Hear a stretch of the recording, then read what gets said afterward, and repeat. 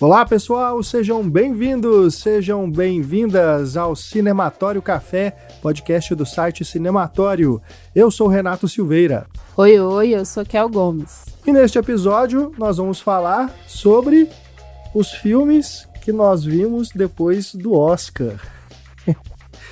Oscar 2026, que balde de água fria em Kel Gomes. Foi aquela expectativa toda para o agente secreto trazer, né, as estatuetas aqui para o Brasil, mas ficou sem nada. Acho que o baque foi tão grande que desde então a gente está sem gravar podcast. Essa é uma boa desculpa mesmo. Ai. Olha. Mas fato é que a gente criou uma boa expectativa, né? E merecida também, né? Porque o filme a gente já comentou de todas as suas qualidades e todos os seus méritos. Mas, infelizmente, voltamos sem nada. Mas foi um bom perdedor, né? Porque os filmes que ganharam a gente gosta também, né? Principalmente aí Pecadores, Uma Batalha Após a Outra, Valor Sentimental, né? Então, sobre todos esses filmes a gente tem conteúdo no Cinematório, assim como o Agente Secreto. Então, quem curtiu o Oscar, quem curtiu esses filmes, não ficou sem material para acompanhar no nosso site. E, bom, a gente já viu algumas coisas, né? Algumas coisas bem interessantes depois do Oscar, para a gente tentar esquecer essa lapada que a gente levou da academia. Tadinho do Wagner Moura, gente. Eu fiquei com dó, porque eu acho que todo mundo torcia muito para que ele ganhasse, né? Assim como foi com a Fernanda Torres ano passado. Mas, enfim, a gente, inclusive, né, Kel, foi passar a ressaca do Oscar, onde? No Copacabana Palace. Olha só que chique, né? Sim, a gente esteve num evento do Globo de Ouro, no Copacabana Palace, evento este no qual eu esperava as presenças ilustres de Wagner Moura e Fernanda Torres, mas não tivemos, então a gente também levou lapada. A gente viu a Alice Carvalho. Sim, a Alice Carvalho estava lá. E Valentina Herzage. Sim, mas... né? Fernanda Montenegro deu bolo. Os nossos favoritos e o Wagner Moura deram também. bolo, assim como Fernanda Montenegro também, né? Que era uma das homenageadas e não pôde ir. Mas a gente teve a presença maravilhosa do Antônio Pitanga, que foi um outro homenageado pela sua trajetória. Sim. E foi uma festa muito chique. Assim, a festa mais chique que eu já estive na minha vida. Gente, Kel Gomes foi destaque do tapete vermelho no GNT. Só para contextualizar, né? Porque a gente começou a falar aqui de festa no Copacabana Palace, o que aconteceu? O Globo de Ouro, ele realizou no mês de março, né? Logo depois do Oscar, né? Foi dois dias depois do Oscar. Foi no dia 18 de março. Essa festa de homenagem ao cinema brasileiro, que aparentemente é a primeira edição, vão acontecer outras anualmente, em que serão homenageadas personalidades do nosso cinema. E neste ano, os escolhidos foram a Fernanda Montenegro, o Antônio Pitanga, a Valentina Herzage e o nosso diretor de fotografia, indicado ao Oscar por Sonhos de Trem, Adolfo Veloso, que também não foi receber o prêmio, porque ficou preso na nevasca lá nos Estados Unidos. Ele estava lá participando da cerimônia do Oscar, né? Então acabou que ele não veio. Mas é isso que a Kel disse, foi uma festa muito bacana, que reuniu várias personalidades do cinema brasileiro, né? Atores, atrizes, diretores, produtores, cineastas, enfim, todo mundo lá. O pessoal das novelas todo, né, tava lá, então a gente viu de perto. Foi muito legal. Enfim, foi muito legal e tinham personalidades estrangeiras também, né, Kel? Algumas, mas tinha lá. Tinha, a principal delas era a nossa querida Fênix de X-Men. Sim. Funk. A original. A Fênix original. Funky Jensen. Funky Jensen, que, assim como o próprio nome dela já lembra algo musical, assim, ela tava lá dançando muito na hora do DJ, sabe? Tipo, o DJ começou a tocar e ela tava na pista até o final, então eu tava super animada. Foi uma experiência surreal, porque, como o Renato estava aqui brincando, né? A gente passou pelo tapete vermelho. Uma coisa que, assim, é totalmente estranha. Mas a gente, como convidado, né? Porque nós somos votantes do Globo de Ouro, a gente teve essa passagem pelo tapete vermelho. Kel Gomes junto com os artistas. Ofuscou Bruna Marquezine. É preciso dizer isso. O brilho de Kel Gomes no tapete vermelho ofuscou o de Bruna Marquezine. Isso está na transmissão do GNT, vocês podem ver. Quem tem Globoplay Premium, eu acho, né? O plano mais chique lá. Não faço ideia. Que você tem acesso aos conteúdos do GNT. Procure aí no catálogo Golden Globes Tribute Gala. E você vai assistir lá nos primeiros minutos, né? A Renata Boldrini lá, entrevistando o pessoal. Caio Braz estava no tapete vermelho, fazendo as entrevistas de tapete vermelho. Aí, coloquem no momento em que a Bruna Marquezine é entrevistada pelo Caio no tapete vermelho. E reparem ao fundo. O brilho no vestido de Kel Gomes. Depois, né, é quando a Bárbara Paz está sendo entrevistada pela Renata Boldrini, tem um destaque lá no vídeo, lá em cima, Kel Gomes e o seu acompanhante, Renato Silveira, brilhando no tapete vermelho. Outro destaque foi no Getting Made, que aí tá exatamente assim também. Kel Gomes, convidada, e o meu acompanhante. Gente, sem nome. Foi muito bom. Foi muito bom porque... Mas enfim, o tapete vermelho, essa coisa toda de baile de gala, as mulheres são as principais estrelas mesmo, né, gente? Por conta de todo o figurino, dessa coisa dos vestidos, das maquiagens, cabelos e tudo mais. Então, é esperado que as mulheres ganhem mais destaque mesmo, assim. Mas o Renato estava igualmente chique, igualmente belo, igualmente movie star.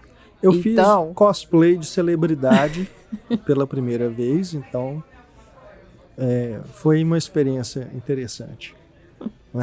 E assim, a festa muito bonita, a decoração muito linda, o jantar também muito delicioso, aquela coisa toda chique, bebidas. Então, assim, agradeço demais pela oportunidade, agradeço, né, aos organizadores desse baile de gala, né, dessa cerimônia, e também ao Globo de Ouro, não só pela oportunidade de estar nesse evento, mas de participar das cerimônias de maneira intensa através das votações, né? Vendo os filmes, votando, indicando os filmes para serem eleitos também. Então, toda a experiência é muito boa, assim, muito gratificante, em resposta a um trabalho que a gente faz de muita dedicação. E é isso, assim. Foi um momento de celebrar, né? Eu senti isso, foi um momento de celebrar o trabalho realizado, não só, né, do cinema brasileiro como um todo, mas também o nosso, sabe? Sim, sem dúvida. Foi muito bom reencontrar os outros votantes espalhados pelo Brasil também, que puderam ir, nem todos puderam ir, mas a gente reencontrou com muitos deles, então um abraço para eles também. Fazer parte desse corpo de votantes é uma honra. Com certeza. E isso que a Kel falou, foi uma forma da gente celebrar o nosso trabalho também, porque a gente vem de uma temporada muito puxada, né, 2025, finalzinho ali principalmente, no segundo semestre, foi muito puxado para a gente aqui. Então, o período que a gente ficou aí com poucos podcasts, né? Se você olhar no nosso feed, a gente deu uma passada maior entre os episódios, maior do que o comum, né? A gente tenta manter uma periodicidade semanal, mas realmente a gente não conseguiu, e devido ao grande volume de trabalho, graças a Deus, né? Tem que agradecer por isso, essas oportunidades que a gente teve. Mas acabou que é isso. A gente, como vocês que nos acompanham sabem, é um projeto de jornalismo cultural independente, né, que depende muito de vocês, principalmente nossos ouvintes, para a gente continuar, e principalmente os apoiadores, né, que nos acompanham aí nessa jornada e que nos financiam através dos apoios. Então, com o Cineclube Cinematório, a gente consegue manter os nossos podcasts no ar e continuamos com o nosso trabalho acrescentando conteúdos, né? Porque além dos podcasts, agora a gente também faz as entrevistas, né? Entrevistas com atores, diretores, atrizes, roteiristas, enfim, internacionais, né? Nem só os brasileiros, agora os internacionais também. Então, a gente faz esse trabalho com muita dedicação. Então, estar lá nessa celebração do Globo de Ouro, para nós, para eu e para a Kel, foi também esse momento de, sabe, vamos comemorar hoje, vamos celebrar hoje, porque a gente chegou aqui com muito trabalho, não foi por acaso, de forma alguma, foi muito trabalho, muita dedicação e contando com o apoio de vocês que nos acompanham. Então, se você ainda não faz parte do Cineclube, fica aqui o nosso convite, entre lá em cinematório.com.br, clique lá no link do Cineclube para saber como nos ajudar, como fazer parte, porque a gente está neste momento também de reestruturação dos nossos conteúdos, né? Principalmente aqui dos podcasts. Então, esse período de hiato, né, gravando poucos programas, também serviu para a gente refletir bastante sobre como que a gente está caminhando, né, colhendo sugestões que a gente pediu para os nossos apoiadores e também ideias que a gente vem alimentando aí nesse período, né, Kel? Porque o próprio formato tem passado por muitas mudanças, né, principalmente agora que o vídeo tem tomado conta, né, da podosfera, que se transformou praticamente numa videosfera,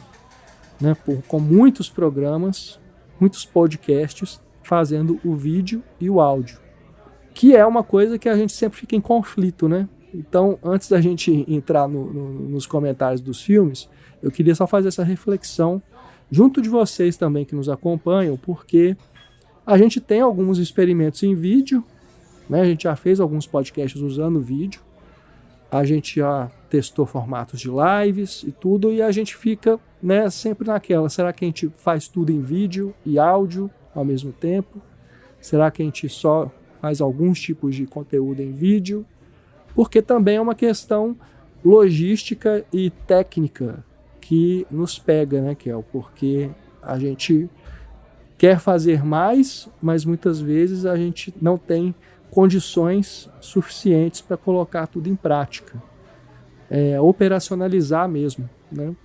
Porque eu edito os podcasts, então eu teria que editar os vídeos também, então é um trabalho a mais, enfim. Tem a questão toda de fazer a filmagem, né? Organizar o vídeo aqui, as câmeras, então, cenário, né? Tem toda uma parafernália que envolve a produção de vídeo. Parafernália entrega a idade. Mas é uma palavra legal. Que eu gosto. Me recuso a deixar ficar perdida no tempo. Eu gosto Mas também. Não é uma questão assim que sempre a gente esbarra nisso. A gente quer fazer, mas aí tem toda aquela preparação antes que é muito maior do que a gente sentar aqui para gravar o áudio, que dá trabalho também. Não é que é fácil, não. Mas o vídeo dá ainda mais trabalho, né? Então, é algo que a gente está pensando ainda, né, Kel? De refletir mesmo sobre como que os podcasts têm se transformado em videocasts e se é um caminho que a gente deve perseguir. Sim, é uma reflexão, e na verdade não é uma reflexão de agora não, tá? Isso já vem há muito mais tempo, assim, porque agora a gente vive um boom, né, disso, mas essa dominância do vídeo em todo tipo de conteúdo, ela já tá aí há bastante tempo. E claro que a gente já experimentou, já fez bastante vídeo, né? E vídeo, ele demanda mais, assim, como o Renato explicou, demanda mais de parafernálias, mas também demanda mais da gente, assim, né? Porque você precisa estar apresentável, você precisa criar um ambiente interessante para quem está assistindo, porque também não adianta fazer uma coisa qualquer, né? Uma imagem qualquer. Ainda mais a gente que está falando de imagem o tempo todo, então a gente tem que construir uma imagem legal para ser assistida, né? Então não é simplesmente sentar aqui, botar uma câmera e achar que isso vai ficar legal para ser visto. Precisa ser feito de forma bacana para ser visto. Então, isso demanda um pouco mais da gente. E como todo mundo já sabe, nós não trabalhamos só com isso. Então, é sempre uma questão aí, essa divisão de trabalhos, né? Se a gente dá conta e tal. Se a gente trabalhasse só com isso, tenho certeza que a gente já estaria com vídeos aí rolando nas redes, vídeo rolando no YouTube. Com uma equipe para fazer, né? Não só eu e a Kel. Né? Porque eu acho bacana pela proximidade maior, assim, que me parece que provoca, sabe? Porque as pessoas estão te vendo, né? Elas não estão só te ouvindo. Mas isso também tenho dúvidas, assim, apesar de que gera muito engajamento, assim, pelo, né, que eu vejo,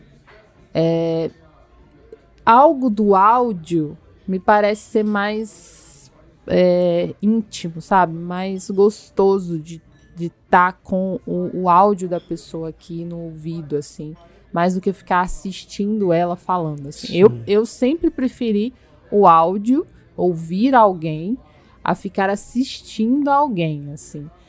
Mas isso é uma preferência pessoal. Não sei se fazendo uma É, pesquisa se a gente porque chegaria nesse mesmo resultado. Mas, de fato, são dois formatos, do né? produto também, né? Porque no nosso caso aqui, que é mais bate-papo, eu acho que o áudio ele já cumpre bem a função. E mesmo que você tenha ele disponibilizado em vídeo, a pessoa pode deixar o vídeo tocando e vai só escutar. Não precisa ficar lá vendo, né? Nós dois lá e tudo. A questão do vídeo é porque muita gente tem consumido conteúdo em vídeo do YouTube, por exemplo, na TV. Então virou uma substituição dos programas de TV. Né? A gente mesmo faz muito isso, né, Kel? De pegar alguns canais que a gente gosta e fim de semana, em vez de assistir programação linear da TV, a gente vai assistindo uns vídeos aqui na nossa TV mesmo. Mas aí são programas de vídeo mesmo, né? Sim, não são podcasts. Né? Eu não tenho esse costume de ver videocast. Alguém que tá com um microfone e de bate-papo, gravando. assim, igual a gente faz, não. Mas de entrevistas, a gente já viu alguns. Né? Então, é uma coisa que funciona, essa coisa da entrevista, né? Do campo contra campo, né? Então, é uma coisa que funciona. Tanto com áudio quanto com vídeo. A questão do vídeo, que nos pega mais para produzir esse tipo de conteúdo, por exemplo, e que poderia ser adaptado para um bate-papo também, por exemplo, eu e a Kel estamos aqui conversando, um olhando para o outro. Podia botar duas câmeras aqui, uma nela, uma em mim, e é isso. A gente já fez isso no Impressão Crítica, né? Não no formato que o pessoal faz hoje em dia, que tem uma mesa, tem um cenário e tudo. É só, né, uma câmera no meu rosto e outra no rosto da Kel. Mas a gente interagindo. A questão é que a edição de vídeo você tem que cobrir com a imagem, para não ficar uma coisa monótona, né, de só o rosto das pessoas ali. Então, aí a pessoa pode até falar, mas não precisa colocar. Mas assim, gente, é uma questão profissional mesmo. Assim, me incomoda como jornalista que trabalha hoje também numa TV, né, a Rede Minas aqui em Belo Horizonte, junto com a Rádio Confidência. Então, é complicado você ter uma coisa que é sua, né? Você trabalha, você é o chefe do negócio e fazer de qualquer jeito. Não consigo. Né? Na mesma coisa com os podcasts. Se você soubesse o tanto que eu edito as gravações, que eu corto respiração, pausa, acrescento a trilha sonora, modulo o áudio, tudo, É uma coisa assim, que não é só gravar, igual muita gente fala, é só gravar e botar lá na plataforma. Não é. Não é mesmo. Não é mesmo. E não é só cortar os erros também, não. Né? A gente tá gravando, a gente erra e volta e tudo. Não é só isso. Envolve muitas etapas, dá trabalho, e quem faz a coisa de uma maneira profissional se dedica a essas etapas, né, para que a coisa saia num produto bom. E a gente está onde a gente está hoje por isso. Gente, já são 407 episódios de Cinematório, com esse, tá? 408. Pois né? É muita história, né? Então a gente leva muito a sério. A gente comemora 10 anos de Cinematório Café em novembro deste ano, 2026. Exatamente. Também por isso a nossa... Né? Essas nossas reflexões e vontade de ver o que fazer, né, de novo, como se renovar. E trazendo aqui essas questões para vocês, compartilhando com vocês, e que a gente quer ouvir de vocês, assim, que vocês pensam sobre isso, sabe? Né? O feedback, ele é sempre, a qualquer tempo, é sempre bem-vindo, né? Mas principalmente agora, nesse momento que a gente está refletindo, você pode também nos ajudar a pensar aí nesses próximos passos. E tudo isso para dizer que sim, estamos de volta, né? Que a gente já traçou aqui um plano para seguir com os podcasts num ritmo mais frequente, né? Então, você que estava sentindo falta de ouvir mais eu e a Kel falando sobre os filmes aqui nos nossos podcasts, aguarde aí que a gente já tem temas traçados para as próximas semanas. Então, o De Volta para o Sofá vai retornar, assim como o Em Foco, né? E o Café também. A gente vai moldando, trazendo de novo, né, os podcasts e fazendo com que a gente siga neste caminho para a gente chegar em novembro para comemorar esses 10 anos, né, aqui do Cinematório Café, em grande estilo, com muita energia. Cara, em 2026, eu fiz 40 anos em fevereiro, a minha avó faz 90 em julho, o Cinematório Café faz 10 anos, muito chique. E já temos filmes legais pra gente comentar, né, que é o que a gente viu aí depois do Oscar. A gente começou falando sobre Globo de Ouro, sobre celebridades, e agora a gente vai justamente para as estrelas, porque Devoradores de Estrelas é um dos grandes filmes de 2026 até este momento, né? Estamos aí no início do mês de abril. Aliás, hoje estamos gravando no dia 7 de abril de 2026. A tripulação da missão Artemis 2 está retornando para a Terra depois dessa viagem histórica ao redor da Lua. Então, um momento muito apropriado para a gente falar sobre essa ficção científica que fala sobre uma viagem espacial no momento em que estamos no espaço, né? Então, a humanidade está representada no espaço. Aqui eu só tô, tipo assim, sabe, fingindo que eu sou uma terráquea, mas na verdade eu sou de outro planeta e tô sempre com a cabeça lá em outras galáxias, tá, gente? Mas esse filme, né, que é o Devoradores de Estrelas, Project Hail Mary, Projeto Ave Maria. Aqui no Brasil acabou que não teve a tradução literal, mas gostei do título em português porque acaba que tem a ver com um dos personagens, né, do filme, né, que são aqueles micro-organismos que são utilizados ali para solucionar esse grande problema que o Ryan Gosling ajuda a buscar resolver, que é a morte do Sol, né? Aliás, de vários sóis, né, eles são o problema, na verdade, né?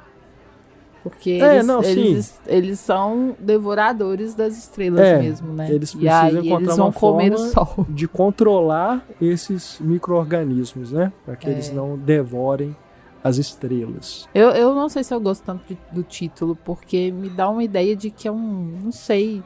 Que o Ryan Gosling come as estrelas. Não, me dá uma ideia de, não sei, mais cômica, sabe? Não que o filme mesmo? não seja bem humorado, porque ele tem um timing cômico, até pelo trabalho do Ryan Gosling, mas eu acho que Devoradores de Estrelas me remete a uma ficção científica com comédia mesmo, assim, assumidaça, sabe? Como comédia. É mesmo, eu não tinha pensado por esse ponto de vista, não.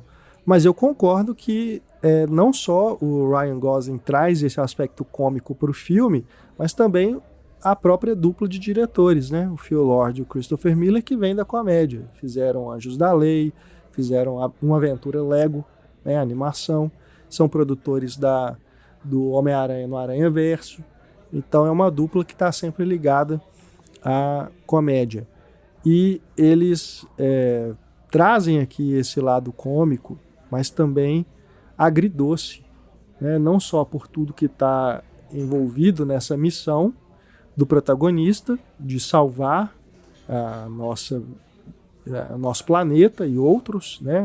Outras formas de vida, mas também pela própria questão da solidão que é trabalhada no filme, né? Ele sendo um personagem solitário, né?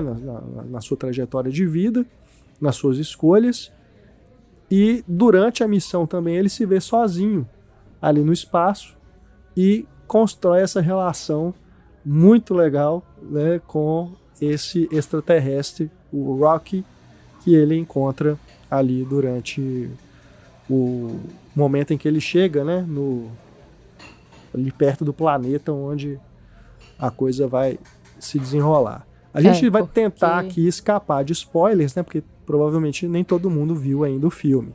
Então, esse já é hein?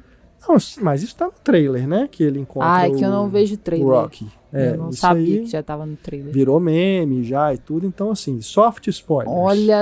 Olha só a experiência. A minha experiência sem ter visto o trailer é totalmente diferente, então. Porque eu não sabia que ele ia encontrar alguém, sabe? Isso pra mim foi... É melhor, a sua experiência foi melhor, claro. Foi melhor, porque eu sofro essa solidão muito mais. Porque até então eu não sabia que ele ia encontrar alguém ali, que ele ia fazer uma amizade. Olha que interessante. Eu já tinha sido informado dessa presença alienígena nas redes sociais, né? Então, pois eu escapei. Já tinha virado meme e tudo, né? Mas é isso, se você consegue se imunizar de spoilers, só os low profiles conseguem. Você vai ter uma experiência sempre melhor com qualquer filme, né? Mas aqueles em que guardam surpresas que são mais, né, transformam a experiência de ver o filme, aí a coisa fica ainda melhor. Mas é isso, soft spoilers, tá? Não vamos falar aqui o que acontece no final do filme, nem revelar grandes cenas, mas é um dos pontos altos, né? Essa relação com essa criatura, que a forma dela, né, me agrada muito também por se há, eu acredito que há, o uso de computação gráfica ali, não é uma computação gráfica que te incomoda no sentido de não parecer real, né, de não parecer verdadeiro, de estar ali no set, né? É uma coisa muito bem feita. Eu acredito que tem também ali um uso de stop motion em alguns momentos, tem efeitos práticos, é uma combinação de técnicas. Cenários físicos mesmo, e não só tela verde para completar. Sim, então isso tudo faz a diferença. Sempre me pronuncio, né, a respeito dessas coisas em rede social, aqui nos podcasts, em críticas e tudo.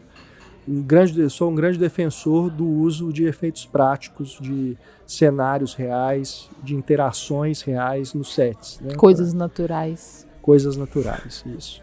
Então, eu fiquei muito feliz, né, de ver neste filme o uso dessas técnicas, que é algo que o Phil Lord e o Christopher Miller, né, também defendem muito, né? Nas suas produções, eles sempre fazem um uso de animação, por exemplo, que é muito legal, né? Que vai para além CGI padrão que Hollywood adotou, né, já há algumas décadas.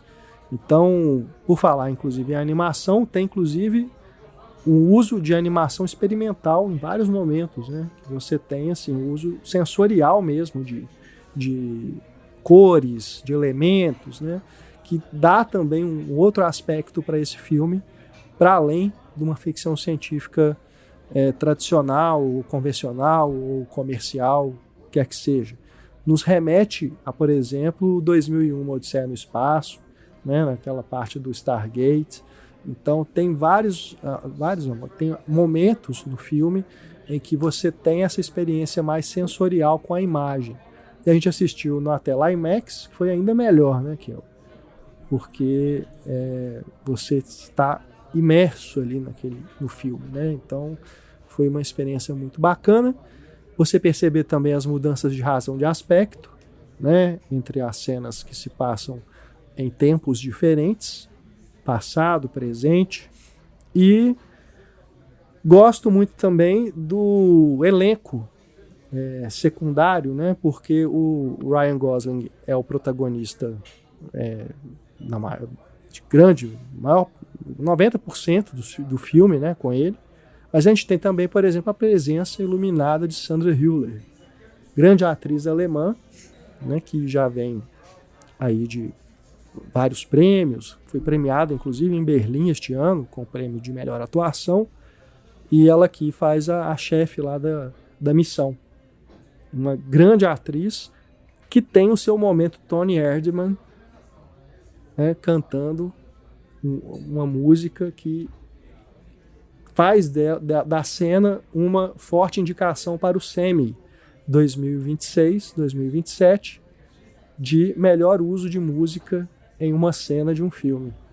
Sim, essa também foi uma grande surpresa e é uma música... Essa foi surpresa para mim também, tá? Essa é uma música que eu gosto muito e é do Harry Styles, que eu sou apaixonada pelo Harry Styles. Então, que bom que teremos Harry Styles no nosso Semi. Já temos aqui no podcast, né? Mas sim, eu acredito que ele estará no Semi. É uma música muito linda, é uma música que inclusive me lembra Beatles, sabe? Me lembra essas músicas épicas mesmo. Acho que o Harry Styles teve uma grande epifania quando fez ela. E ficou muito boa na cena, né? Realmente ela já é uma grande concorrente aí pro Semi. E a Sandra, ela tá muito boa no filme, assim. Ela continua sendo essa atriz excelente, que em poucas falas traz uma densidade, sabe? Ao mesmo tempo traz uma ambiguidade, assim, pra personagem. Que você confia, mas que ela, sabe, tá ali e pode fazer qualquer coisa por esse projeto, enfim. Eu gostei muito do filme porque ele traz novas perspectivas para que a ficção científica geralmente trabalha, né? Que é essa solidão do astronauta, que é um salvador do mundo. E ele não é um salvador solitário, como a gente já tá falando aqui, porque ele encontra com esse alienígena, e eu gosto como essa relação é trabalhada de maneira muito diferente do que a gente costuma ver também. O próprio formato do alienígena, a própria forma, né? Sim. Como ele também é diferente, e sem entrar em spoilers, mas para dizer que eu acho isso muito significativo mesmo, muito simbólico, para falar assim de como você é capaz de criar relação e empatia com algo que é realmente diferente, sabe? Não precisa estar relacionado ao humano, nem figuramente, assim. Então, é muito bonita essa relação, gosto pra caramba. E eu gosto como esse personagem do Ryan Gosling, ele é um cientista muito inteligente, mas não acredita em si, né? Então, isso também é muito bem trabalhado, assim. É verdade. É um filme que fala sobre coragem e como que a amizade que é construída ali ajuda ele a resgatar esse sentimento, né? Sim. De que ele é alguém que não acredita em si, que não tem essa autoconfiança, e ele consegue, através dessa relação que ele jamais imaginava ter um dia na vida, né? E resgatar esse sentimento. É muito bonito, né? Ali então, é muito bonito mesmo. Esse... Me peguei chorando em alguns momentos. Essa questão existencial e humana, assim, né, da vulnerabilidade é muito, muito bem trabalhada pela ficção científica, além de todo o visual que o Renato comentou aqui, que remete muito a outros grandes filmes do gênero. E, tipo, recomendo mesmo ver em IMAX, porque você se sente dentro da nave, você se sente... vendo o espaço, sabe? Essa imensidão do espaço, assim, é algo que eu queria experimentar, mas acho muito difícil. Acho bastante improvável que eu consiga, e aí, através dos filmes, é o momento de você chegar perto disso, e esse filme traz essa sensação, sabe? E, ao mesmo tempo, com uma melancolia, né? Porque tá falando também de uma possibilidade de fim de mundo, né? De fim da humanidade. Como lidar com isso? Isso tem que ser cada vez mais discutido, porque a gente tá caminhando para isso. Aí vem a pessimista. Não é um filme pessimista, é um filme otimista. Não. Mas é importante a gente carga, acordar, né, pro que a gente tem feito, né? Pro desastre completo da nossa casa. Então, assim, eu gosto de como o filme também trabalha a curiosidade intelectual, a ciência e a importância da ciência nesse lugar, né, de pensar soluções, sabe? Então, é uma ficção científica massa. Eu só diria que tem algumas coisas que me incomodam nas referências que o roteiro escolhe fazer. Referências a outros filmes mesmo, me parecem referências óbvias. Né? As homenagens, as citações são legais e tudo, funciona, né? Tudo, não tá nada gratuito ali, mas me parecem escolhas óbvias. Então, não é refinado, não. É um negócio assim. Mas eu acredito que assim, que é para chegar engraçadinho. No grande público, né? Serem referências plenamente reconhecíveis, né? Mas tudo muito funcional e bem colocado. O filme é escrito pelo Drew Goddard, baseado no livro do Andy Weir, que escreveu o livro em que Perdida em Marte também é baseado. Né? Aquele filme do Ridley Scott com o Matt Damon, que também tem uma coisa parecida, né? Assim, o tom, né? É parecido. Tem essa coisa parecido, melancólica e cômica, e também lida ali com a questão da solidão. Né?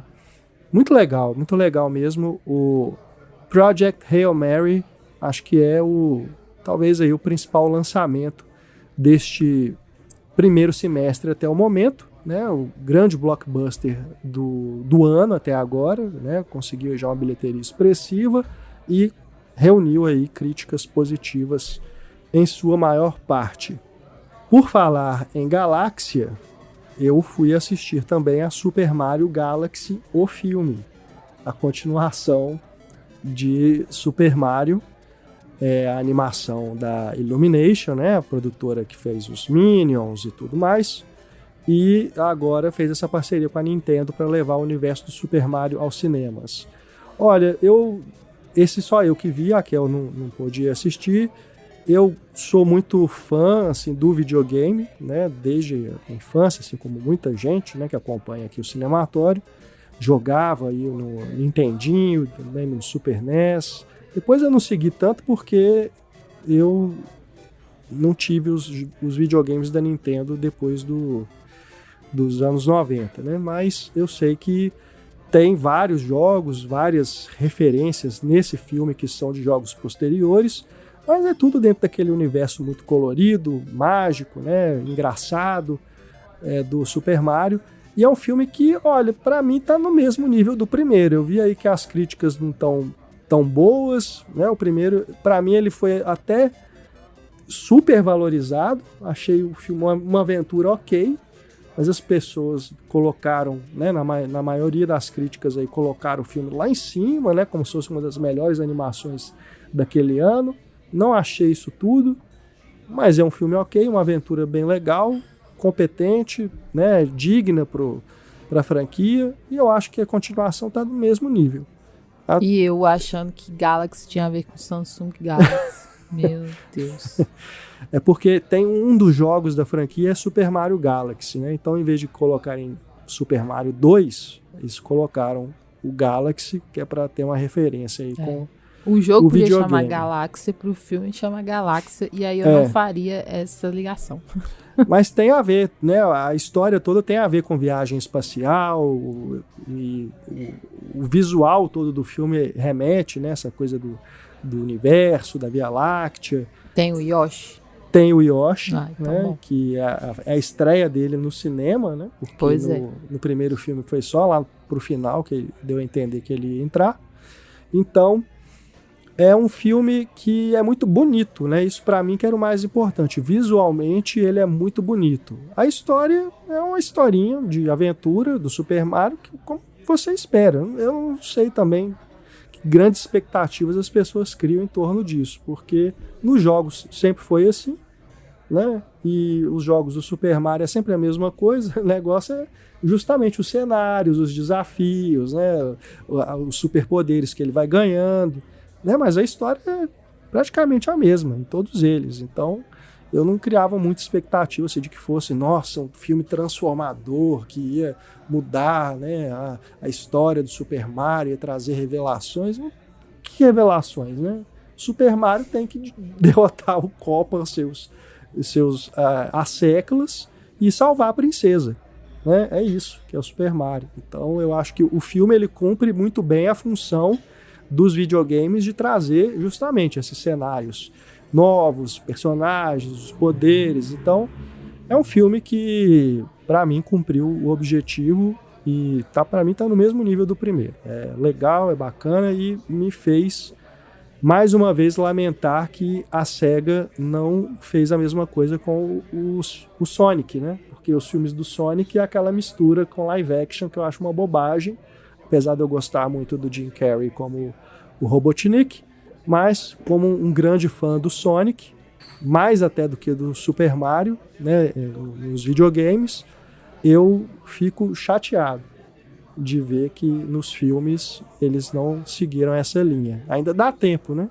Mas pelo visto vão continuar aí fazendo essa mistura. Mas é isso, Super Mario para mim, ok. Tá? É um filme que cumpre a sua função e acredito que para os fãs, que é para quem esses filmes são feitos, né, não vai decepcionar.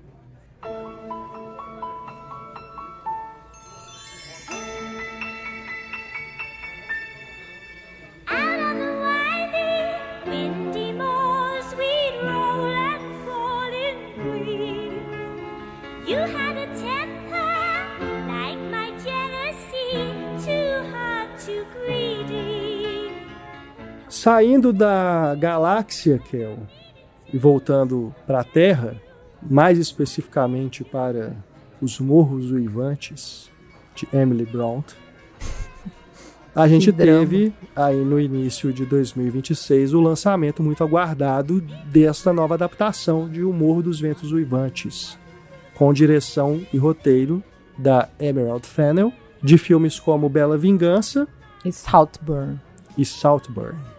Quantas adaptações esse livro de 1847 já ganhou? Várias, mas com a expectativa que essa tinha, é a primeira vez.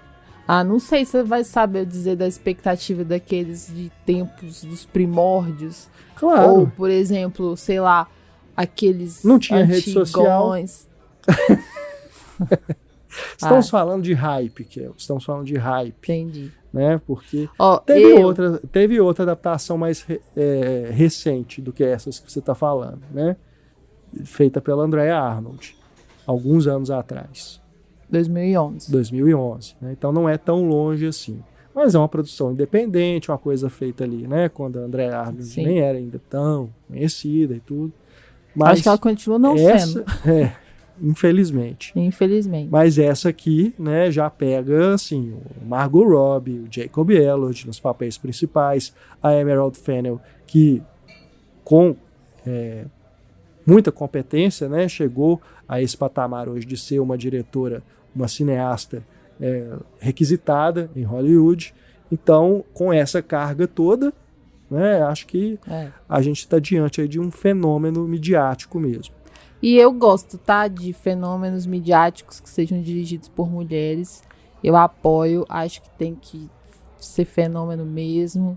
Igual foi com Barbie também.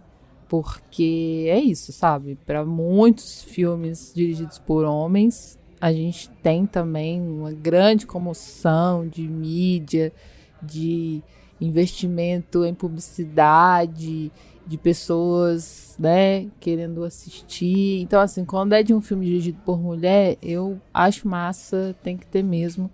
E, bom, eu só me preocupo com as expectativas geradas. Pois porque, assim, especialmente quando é uma adaptação de um livro, porque essa coisa de um livro clássico, né? Então, assim, muitas camadas. Porque quando é adaptação, aí já tem aquele debate, né? Tem que ser fiel, não tem que ser fiel, blá, blá, blá. E aí, esse especificamente tem o problema do personagem masculino, né? O Radcliffe. Que no livro ele é descrito como não branco. E aí a maioria das adaptações escolhem colocar o personagem branco. A Emerald Fennell não fez diferente. Escolheu o Jacob Elordi. E aí, né, junto com essa comoção midiática, veio também já várias questões, né, a polêmica em torno dessa escolha. E quando ela foi falar sobre isso, também não conseguiu justificar muito bem e tal. Então, pra gente já tirar o elefante da sala aqui... pra gente já falar sobre isso de uma vez. Pra te falar a verdade, eu nem tinha visto o elefante, porque eu não sabia que tinha essa polêmica, sendo bem sincero. Você não sabia? É porque eu não li o livro, né? Tinha. Então eu não sabia que ele era caracterizado assim. Mas é complicado, né? Muito complicado. Olha só, filme claro que a gente já entende que o Jacob Elord, né, tá aí no auge, assim como a Margot Robbie, então, né, que casal. Mas tem atores negros que também estão no auge aí, que poderiam ter sido colocados, né? Sim. Não só negros, né? Mas não brancos, né? De outras etnias, qualquer que quer que seja.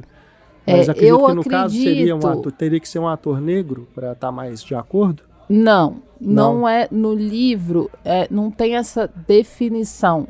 O que se sabe é que ele é não branco. Entendi. Mas a origem dele, ela não é exata, tipo...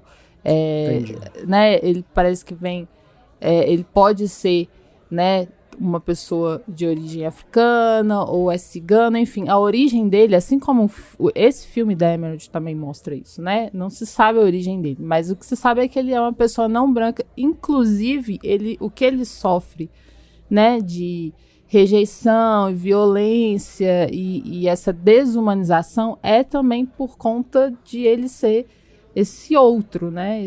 Essa pessoa que não é como os demais ali, que são pessoas brancas da Inglaterra vitoriana e tal. Então a gente tem um problema aí de uma escolha que é muito consciente, obviamente, mas que está dizendo, olha, eu não vou falar sobre questões raciais, mesmo que o livro esteja falando. Uhum. Eu sou a favor das liberdades, sim, sabe? É uma adaptação. Exato. Né? Então... Ela, inclusive, coloca o título entre aspas para já dizer isso aqui é uma versão muito própria, né? Eu tô aqui pegando essa história clássica, mas eu tô transformando isso em uma coisa muito minha e tal. E eu sou a favor das liberdades mesmo. Acho que as pessoas não precisam adaptar fielmente. Elas, né, podem pegar essa obra e desconstruir, fazer coisas. Só que, especificamente sobre isso, é complicado porque aí a gente vai pensar na questão do racismo estrutural, né? No embranquecimento de personagens ao longo da história do cinema, né? Essa coisa de que você retirar uma questão racial até me parece um pouco de covardia, sabe? De não querer lidar com isso. Então, assim, eu não queria falar sobre antes de ver o filme. Porém, eu acho que é mesmo um problema prévio, assim, fora do filme, sabe? E aí, é bom aqui sinalizar que o filme da Andrea Arnold é um ator negro. E é um filme lindo, eu recomendo demais. É totalmente diferente. Eu acabei gostando do The Emerald Fennell. Eu não achei que é uma bomba, como eu vi muitas pessoas dizendo. Eu achei gosto. Eu acho que tem muitas qualidades. Mas o da Andrea Arnold é belíssimo. É um negócio assim que eu me lembro de quando eu ter visto, eu ter sido muito impactada visualmente, mais do que o visual que também é bonito do filme da Emerald Fennell. Então fica a minha recomendação para vocês de verem o filme da Andrea Arnold também. Olha, eu achei o filme ok, mas me incomoda justamente o personagem do Heathcliff. Eu vi uma das versões do livro levadas para o cinema, dessas antigas que você citou no início do nosso comentário. E não me lembro de ter me incomodado. Tem muito tempo também, né? Naquela época que a gente vê aquele monte de filme clássico, um atrás do outro e tudo, então tem poucas lembranças assim direito de como que era uma dessas versões que eu já vi. Mas conheço o que era a história e tudo, se eu já tinha em mente tudo. Agora, essa versão aqui, interpretada pelo Jacob Elordi, ela me incomoda em algumas cenas, e aí é que eu vejo um outro elefante na sala, né, que eu gostaria que você comentasse. Também, claro que com soft spoilers, né, para a gente não estragar para quem não viu ainda, mas em que, inclusive, casando com essa questão da representação racial, eu fico me perguntando se não seria um outro problema se fosse um ator negro tomando as atitudes que este Heathcliff toma em relação a determinadas personagens. De ser essa coisa agressiva, invasiva, sabe? Que eu fiquei assim, opa, peraí, né? Em que terreno nós estamos? Isso aqui é seguro ou não? Né? Principalmente diante de uma perspectiva feminista. Que aí eu acho que você, né, com certeza tem mais letramento que eu para poder falar a respeito. Não que eu me senti incomodado ao ponto assim, opa, isso aqui tá errado. Eu acho que até no filme há uma questão de consentimento trabalhada ali que permite que a cena siga em frente. Mas, ao mesmo tempo, eu falei, opa, esse cara também, assim, ele não é... Não, ele não é... Não ele, é sabe, o galã desejado. Sim, e tudo que você suspira por ele. Sim, não, isso também tá no livro, tá? Isso é coisa do próprio personagem Heathcliff. E não é pra ser romântico. Eu acho que outras adaptações têm muito essa coisa de romance, né? De amor mesmo. Aqui é mais... Eu vejo que questiona isso, assim. Isso é amor ou é obsessão? Entendeu? E essas pessoas, elas estão realmente apaixonadas uma pela outra, ou elas cresceram tão vulneráveis que estavam se apoiando uma na outra, e isso transformou a relação delas em uma coisa doentia mesmo, assim, sabe? Exato. De um desejo que, na verdade, é um desejo doentio, não é... Sabe, eu acho essa complexidade interessante. Entendo quando você diz, eita, tá no limite ali. A Emerald Fennell trabalha o consentimento, isso é importante. Então, eu não me sinto incomodada, porque eu acho que as coisas estão seguras por conta do consentimento. E aí você pensa, mas aí também ela tá meio que tirando o corpo fora, porque será que isso aconteceria dessa forma, sabe? Sendo esse personagem, né? Pois é. Agressivo assim, né? Enfim, eu acho que são personagens complexos. Eu gosto de como a Catherine, ela não é colocada como vítima. Ela meio que você entende as limitações em relação à sociedade da época, em relação ao patriarcado, em relação à condição dela, né? De um pai que é abusivo, né? Um pai que é muito violento, um pai que gasta tudo no jogo, bebida, na jogatina, enfim. Então, você vê a situação de vulnerabilidade dela, mas ela não é uma vítima. Ela, sabe, ela tem agência e ela também participa, ela também arquiteta, ela tá ativa nesse relacionamento e nas coisas que acontecem com ela, tipo, sabe? Sim, entendi. Então, eu não sinto que ela está submissa ou que ela está sofrendo, sabe? Ela tá participando ativamente dessa relação e dessas circunstâncias que são obsessivas, são problemáticas, são conflitantes mesmo, porque ela, inclusive, em alguns momentos, ela demonstra até uma certa maldade, sabe? Então, eles são um espelho um do outro também, assim. Então, eu não vejo problema, sabe? Entendi. Eu acho que são personagens que se equiparam ali. Entendi. Eu maratonei Euphoria, né, pra começar a assistir a 3ª temporada, que estreia aí em breve. E o Jacob Elordi interpreta um personagem que me lembrou muito esse aqui do Morro dos Ventos Uivantes, que é um cara também que tem uma relação com as namoradas dele lá na série, desse nível, assim. Tem uma coisa de um amor, de um carinho, de um cuidado, mas também vai para esse lado abusivo, sabe? Então, eu entendo até que ele foi escolhido pela Emerald Fennell muito por causa dessa ligação com o personagem dele na série. E porque ele é muito grande. Ele tem uma imponência de altura que é incrível, assim, para os personagens que ele faz, eu acho. Assim, é um galã também lá e um bom ator, né? Ele é bom ator, mas eu acho que a altura dele pros personagens que ele faz toda a diferença, porque é igual quando a gente falou daquele que ele faz o Elvis, de Priscila. Sim, a altura faz dele todo sentido também. Dentro disso que eu tô falando aqui com Euphoria. Sim, então assim, é um ator que o corpo também ajuda muito a construir esse personagem, claro. O que o personagem tá dizendo. Tem uma cena, eu gosto muito, eu acho muito sexy, mas ela também é perturbadora.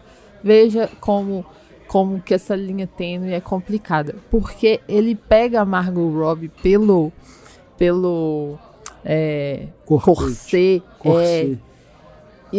E ele pega aquilo e você vê o tamanho dele em relação a ela, porque ele levanta ela só pelo elástico do corset, assim.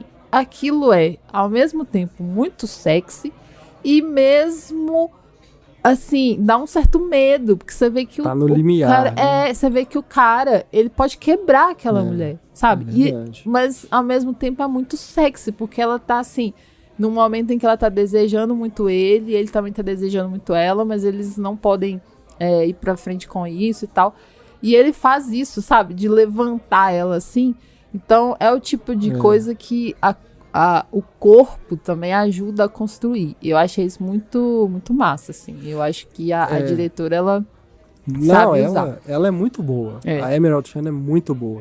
Você pode questionar aí por questão do roteiro, da história, né, para que caminho que vai e tudo, algumas representações, mas ela visualmente é muito talentosa. Aqui, de novo, assim como nos filmes anteriores, cria composições assim lindíssimas, junto ali com a fotografia, a direção de arte, né? É um filme muito assim atmosférico e envolvente, porque tanto nas cenas externas, né? Acho que aquela coisa toda ali da neblina, dos locais onde eles vão, né? Nessa coisa do limite ali daquela costa, né? Ali da Inglaterra, norte da Inglaterra, acredito. Tudo está muito relacionado com o que os personagens estão passando. Estão no limite, literalmente. E as cenas internas também, no palácio onde ela vai morar depois, que tem aquele chão vermelho, né? E tem hora que ela está com uma roupa vermelha. Ela está com a roupa vermelha em vários momentos, até quando ela está na casa dela. A roupa dela tem partes vermelhas. Mas depois isso se intensifica quando ela vai para aquele palácio, depois que ela se casa, né? Com aquele senhor, o lorde lá, né, da vizinhança. Então isso tudo também tem muito a ver, né, com essa coisa do perigo, desse limiar, né, das relações que estão ali, sempre se equilibrando entre a violência e essa paixão, né, essa coisa arrebatadora. Você vê que esse chão vermelho parece que eles estão sobre um mar de sangue, assim. É um negócio bonito demais, gente. Nossa, eu acho que, sabe, visualmente ele é muito tipo bem feito. Que eu gosto quando eu vou assistir um filme, entendeu? Quando eu vou ao cinema. Eu gosto de ver essas coisas. É claro que tem propostas e propostas, mas, sabe, eu sinto falta disso, dos diretores e diretoras fazerem mais cinema, sabe? Esse cinemão mesmo, que você fala, cara, só no cinema mesmo pra eu ver isso. É muito massa. Sabe? Então eu sinto falta de quem se arrisca a fazer essas imagens. E eu acho que a Emerald Fennell é uma dessas diretoras. Ela não tem medo do risco, sabe? É igual o nosso querido e também apedrejado Damien Chazelle, que fez o mais recente filme dele, Babilônia, com a Margot Robbie, né? E é um filme que também tem muitas questões, né? Foi muito apedrejado, as pessoas falam que é bomba e tudo, mas eu acho que é isso, é um filme que é do risco do cinema. O cara que se mergulha ali, e eu acho que nesse mergulho tem coisas boas. Ele consegue trazer coisas muito boas. Então, lembrar também que, né, outros diretores aí, outrora apedrejados, posteriormente foram consagrados. Não estou dizendo que acontecerá o mesmo com esses dois, sobre quem a gente está falando agora, mas são cineastas que eu sinto falta de ver no cinema contemporâneo, que se arriscam, sabe, a criar essas imagens.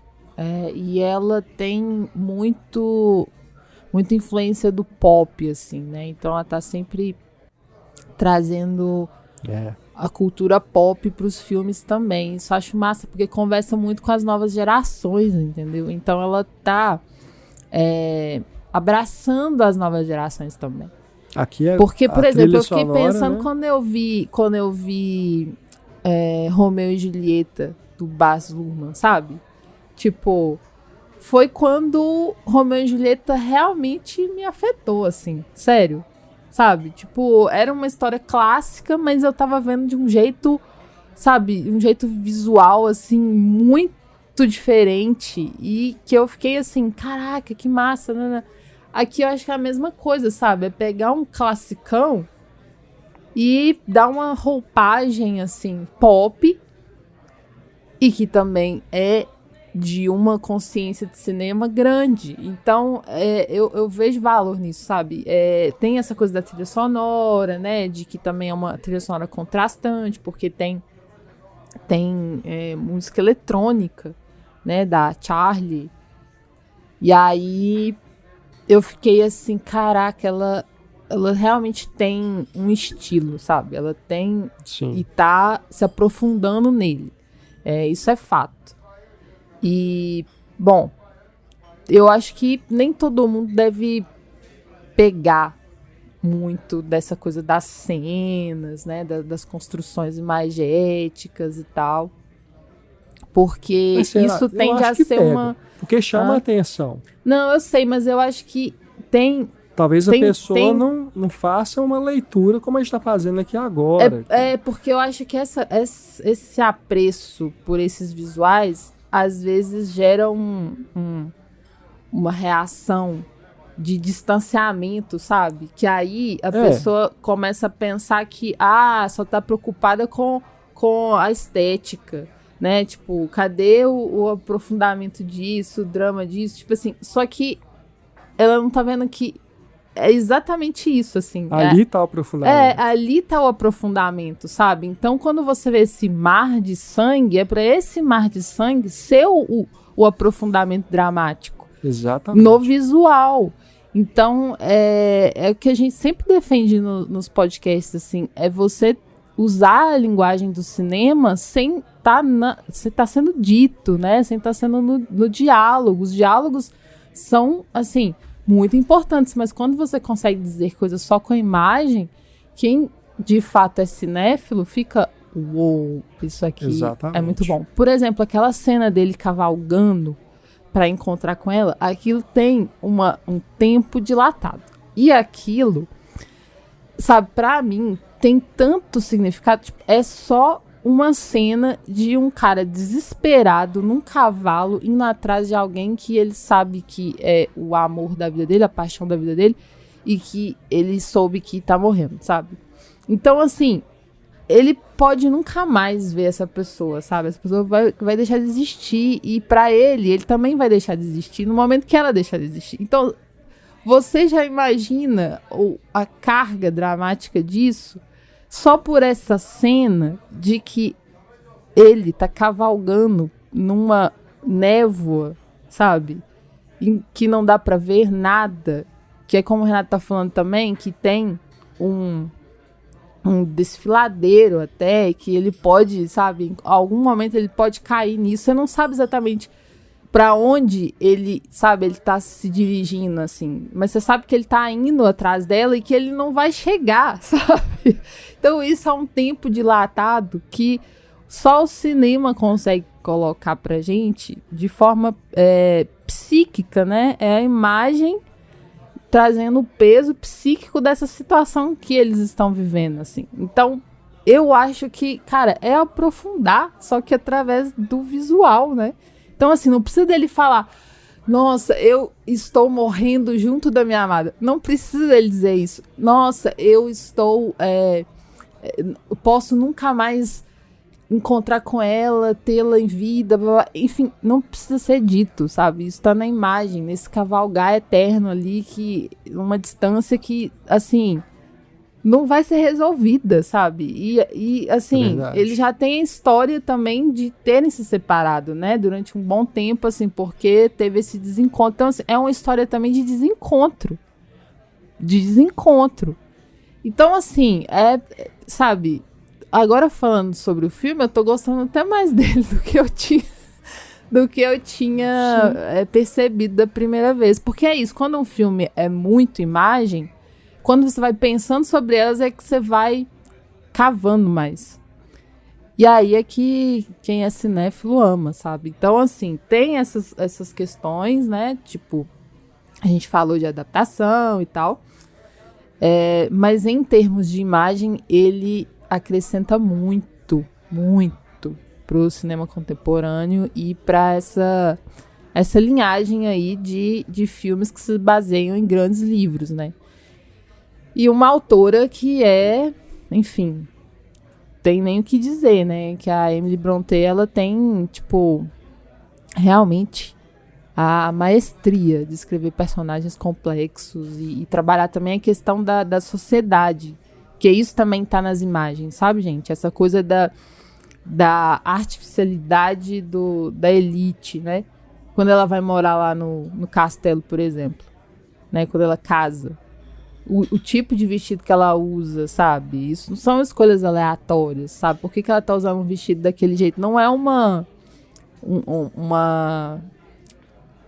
referência exata ao que se usava na época vitoriana. Porque ela tá comentando através da roupa. Muito mais do que a época que aquela personagem tá vivendo, mas o que ela tá representando socialmente ali, entendeu? Então, nesses termos imagéticos, é riquíssimo, riquíssimo. Não tenho o que discutir, sabe? Tá aí, então, a opinião da Kel sobre o Morro dos Ventos Uivantes. E a gente falou sobre o Jacob Elordi, que foi escalado pela Emerald Fennell para interpretar o Heathcliff, na minha visão, muito devido ao personagem dele em Euphoria. Eu acredito também que os atributos físicos de Jacob Elordi serviram de inspiração para Guillermo del Toro escalá-lo para Frankenstein. Afinal de contas, a sua testa proeminente, desde lá do Euphoria, já dava uma sensação de que ele poderia ser um bom Frankenstein. E no filme O Morro dos Ventos Uivantes tem um momento ali em que ele aparece cheio de cicatrizes, né? Que me também remeteu ao filme do Guillermo del Toro. Eu também acho que tem a ver com voz. A Com a voz voz dele é bem... Sim. Bem assim, sabe, impactante. É Até no verdade. Morro dos Ventos Uivantes, quando ele fala, ele tem uma voz grossa, assim, ele sabe projetar e enfim. É curioso, né, como uma pessoa considerada bela, sexy, ela também pode se tornar um ótimo monstro, né? Sim. Então, acho que essa dualidade dele realmente chama a atenção de diretoras e diretores. Eu fiz essa volta só para linkar com o próximo filme, que é A Noiva. O próximo filme aqui da nossa pauta. A Noiva de Frankenstein, né? Aqui só A Noiva com uma exclamação no final. Filme dirigido pela Maggie Gyllenhaal, com a Jessie Buckley e o Christian Bale interpretando o Frankenstein. Então a gente tem duas versões do Frankenstein em um espaço de menos de um ano, né? Além do Guillermo del Toro, tem esse filme da Maggie Gyllenhaal, que se inspira também no livro da Mary Shelley e que traz como protagonista a noiva, que é um clássico também da Universal, né? Só que no filme clássico, a noiva do Frankenstein, ela tem uma participação mínima, né? Aqui não, aqui ela é a protagonista de fato, né, Kel? Exatamente, né? A gente tem ali um vislumbre de noiva, né, no filme clássico, assim. E essa personagem, ela se tornou até um mistério, né? Ao longo dos anos, assim.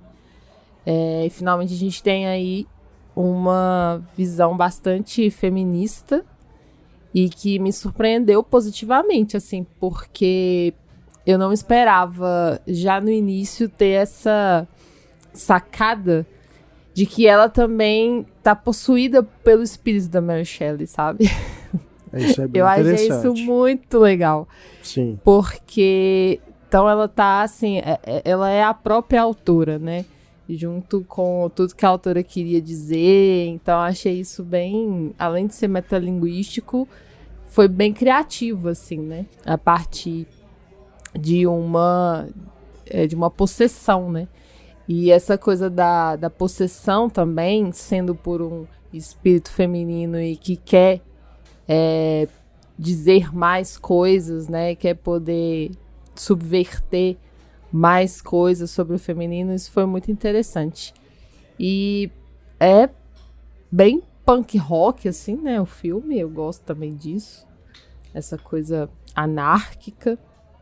Tem também essa influência de Bonnie e Clyde, né? Tipo, a gente lembra na hora, quando a gente vê os dois juntos, assim, juntos pela vida aí, correndo de quem tá atrás deles e tal.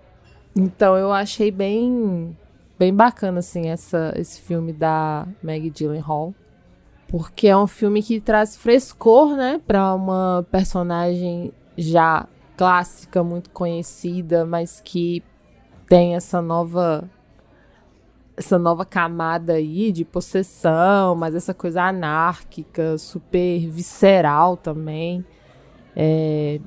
Isso de ela não conter o que é dito, né? As palavras. Tipo, ela vomita palavras, assim. Isso também eu achei bastante simbólico. E que torna imprevisível, né? Você não tem muito o que esperar dessa personagem, assim. Ela é bem surpreendente. Então, gostei bastante. E é um filme que, assim como o Morro dos Ventos Uivantes, teve uma recepção negativa, na sua maior parte, por críticos estrangeiros, principalmente, e, ao meu ver, injustamente, porque eu também gostei do filme. Eu acho que ele dá uma arrastada ali da metade para o final, e me dá uma sensação de ficar reiterando a aventura, entre aspas, do casal de monstros. E me parece que o que o filme tem a dizer é dito na primeira metade. Depois me parece que vai dando, sabe, fica um pouco prolixo conceitualmente. Mas ainda assim é um filme bem interessante, lançado agora em 2026. Ele chegou aos cinemas no final de fevereiro, né, umas semanas antes do Oscar aí. É sempre esse período de entre-safra, né, de troca aí das temporadas. Então, filmes que são lançados nessa época costumam ficar ofuscados pelos próprios filmes do Oscar, né? E é o que aconteceu aqui. No Brasil, esse filme ele ficou pouco tempo em cartaz, teve o seu lançamento ali com algum destaque, mas logo depois já ficou com poucas sessões, infelizmente, mas esperamos que ganhe uma sobrevida aí quando chegar ao streaming. A Maggie Gyllenhaal estreando aí como cineasta, né? Ela que, curiosamente, fez um par com o Christian Bale nos filmes do Batman, do Christopher Nolan, né? E ela agora o escala para viver esse monstro, que tem uma coisa mais cômica, né? Não é que seja uma interpretação de comédia mesmo, mas o filme tem um certo deboche. É debochado. Né? Então eu acho isso bem legal. É dentro dessa proposta mesmo que você falou do punk rock, né? Essa coisa mais subversiva. Exatamente. É uma adaptação mais subversiva que a gente percebe também na própria maquiagem, né, dela, né, com aquela...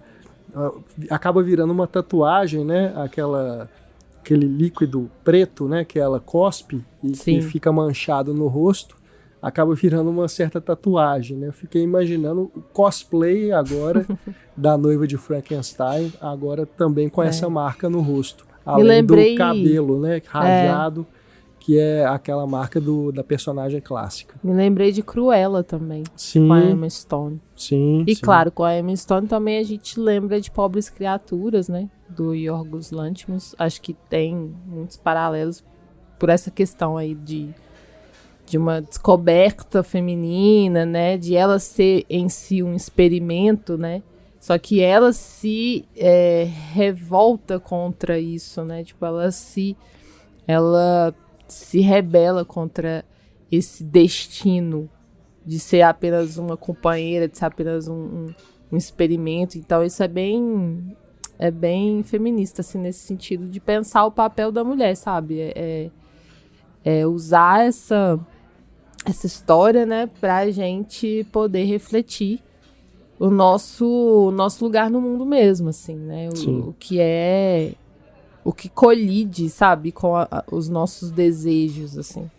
E é interessante porque, no caso aí, o monstro, né, vivido pelo Christian Bale, ele fica encantado pela rebeldia dela, fica encantado pela liberdade dela, por tudo que ela é, assim. Então, apesar dele ter criado ela com o intuito de ser dele, né, tipo, com esse intuito de posse, ele, na verdade, gosta dessa liberdade dela. Ele gosta e dá vazão a isso, assim, né?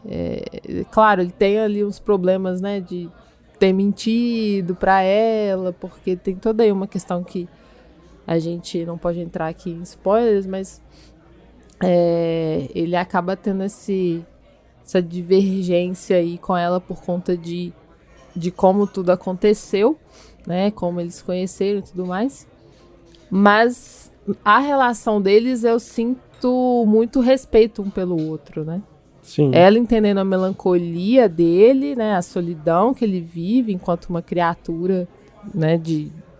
Com todas as suas camadas ali. E ele também entendendo ela como não só um experimento e uma companheira, mas uma mulher mesmo, que é sua liberdade, assim. Isso eu achei bem bonito. Eles acabam se entendendo e gostando um do outro, né? Então não é uma coisa imposta. Acaba não se tornando imposta essa questão da companhia, né? Acaba se tornando algo que ambos desejam de verdade, assim.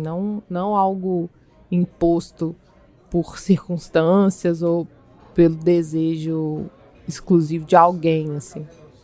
Então, por isso que acaba se tornando um Bonnie e Clyde, né? É verdade. A Noiva, então, já deve estar chegando. Se já não estiver disponível no streaming, vejam, porque é um filme bem legal, viu? Bem legal e que não merece tanta pedra aí que foi atirada contra ele. Falando de mais alguns filmes que nós assistimos aí nesse período pós-Oscar, a gente também viu alguns filmes brasileiros, né? Aí estamos agora nessa expectativa aí pelos próximos lançamentos nacionais, justamente visando aí as temporadas que se seguirão, temporadas de festivais e premiações. Mas vamos falar rapidamente aqui de 2 filmes, né, que chamaram nossa atenção aí nesse último mês. Um deles disponível na Netflix e que foi lançado nos cinemas, na verdade, em outubro do ano passado, logo depois de ser premiado no Festival do Rio, que é Salve Rosa. Esse filme com a Carine Telles e a Clara Castanho, dirigido pela Suzana Lira. É um filme que o título é #Salve Rosa, porque a personagem da Clara Castanho é uma influencer, uma influenciadora digital adolescente que tem a sua carreira gerenciada pela mãe, vivida pela Carine Telles. Inicialmente o filme parece que vai ser sobre, né, essa personagem e tudo, mas ele vai se convertendo aos poucos em um suspense psicológico. Aqui a gente também tem um terreno muito sensível de spoilers, porque senão vai estragar totalmente a experiência se a gente contar o que acontece, né? Mas é um filme que vai nos envolvendo justamente por um certo mistério que é criado em torno dessa personagem, a Rosa, né? Que é essa adolescente que tem ali seus milhões de seguidores e tem essa fortuna sendo construída através desse trabalho. É um tema muito contemporâneo, né, muito atual. A gente vê, inclusive, no próprio noticiário, né, no ano passado, esse tema sendo trabalhado com grande destaque, né, a questão ali da adultização das crianças, né, ou seja, pessoas usando crianças para trabalhar na internet e principalmente colocando essas crianças em papéis de adultos, né, como se fossem adultos em miniatura. Não é exatamente o caso aqui, mas está ligado a esse tema, então eu acho que a discussão ela é muito válida, né? Você trazer isso para o cinema, para a gente pensar sobre o que a internet e as redes sociais fazem com as crianças, não só aquelas que são colocadas em frente às câmeras, mas também as que estão consumindo esse tipo de conteúdo, né? Talvez principalmente essas, porque são muito mais, né, do que as que estão trabalhando. Então é sempre um tema muito interessante da gente pensar. Mas o filme, dirigido pela Suzana Lira e com o roteiro da Ângela Irata Fabri e da Mara Lobão, derrapa bastante a partir de certo momento. Então, por mais que eu estivesse envolvido com a história e com o mistério da Rosa, a personagem da Clara Castanho, depois que as coisas foram se desenvolver, aí eu falei, puxa vida, né? Era uma ideia legal que acabou sendo desperdiçada em favor de algumas questões ali que não me agradam, né? Parece que o tema mesmo que o filme vinha trabalhando, ele é descartado por causa de uma reviravolta que, não sei, não me convenceu. E você, Kel? A partir de um determinado momento, eu acho que é uma falha de execução mesmo, assim. No sentido de que o filme, ele é interessante, ele tem um elenco bom, assim, Karine Telles e Clara Castanho como mãe e filha estão muito boas, assim. E ele vai te envolvendo ali, né, nessa coisa estranha, nessa família estranha, que você não sabe muito bem o que tá acontecendo, os vizinhos também muito estranhos. Então, o ambiente doméstico, ele é estranho, porque, inclusive, ele é usado para as redes sociais, né? Já que ela é uma influenciadora adolescente, mas não só. Ela cresceu como influenciadora. Então, desde a infância, ela está sendo observada e está sendo usada mesmo, né? De forma comercial. A imagem dela, a vida dela é mercantilizada, assim. Então, esse é um assunto contemporâneo dos mais importantes, na minha opinião, é entender o quanto que essas crianças e adolescentes que são influenciadoras digitais, o quanto que elas têm agência sobre isso, sabe? Porque eu, por exemplo, sou da opinião de que uma criança, um bebê, jamais deveria ser exposto, sabe? Nas redes sociais, como produto, né? Como a gente vê acontecer, assim, né? Enfim, eu acho que é polêmico, mas é que eu acho que a gente precisa proteger as crianças mais do que ficar aproveitando dessa oportunidade que pode haver, né? De, por exemplo, dois pais que já são famosinhos, aí tem um filho, aí vão criar toda uma narrativa para contar sobre o nascimento dessa criança. A partir do nascimento aí vem outros conteúdos, entre aspas, né? Sobre brinquedos, sobre o que usar na criação dessa criança, enfim. Eu acho que isso é um tipo de exposição que a criança ela não está escolhendo. Ela, sabe, ela talvez quando ela crescer, ela vai olhar para aquilo e falar, eu não queria estar aparecendo ali como os meus pais resolveram fazer, sabe? Enfim, isso, a gente não tem filhos e eu acho que cada família, né, cada pai e mãe né, tem a sua realidade e tal, mas é preciso cuidar mais, assim, como comunidade, sabe? Pensar mais as crianças como comunidade mesmo, assim. Protegê-las como comunidade. Então, não é só porque a gente não tem filho que a gente não se preocupa com as crianças no geral, até porque a gente também tem sobrinhas, né? Sobrinho, no meu caso. Então, me deixou muito reflexiva esse filme. Eu acho que isso já é um grande mérito, assim. Só que a execução dele, a partir de certo momento, ela fica muito relapsa. Eu acho que existem muitos furos de roteiro, né? E aí também essa coisa dos enquadramentos, o modo como vai passar de uma situação a outra, as elipses, enfim, fica um pouco largado mesmo, displicente. E aí, quando o filme começa a perder, né, essa amarração mesmo de cinema, né, de feitura mesmo, assim, aí já desanda também na história, porque aí a gente já vê muitos problemas técnicos, sabe, meio que já vamos nos desconectando. Mas é uma história muito boa, são personagens muito bons e um tema que, sabe, é, assim, urgente, é desses temas que precisam mesmo tá sendo discutido, tá sendo colocado aí pra gente questionar. Uma pena, né, que ao longo da experiência o filme vai ficando ruim mesmo. Me a gente larga a mão. Incomodou igual a série Tudo Culpa Dela, que também começa com um mistério e tudo. É a série da Amazon Prime Video, né? Com a Sarah Snook, a Dakota Fanning.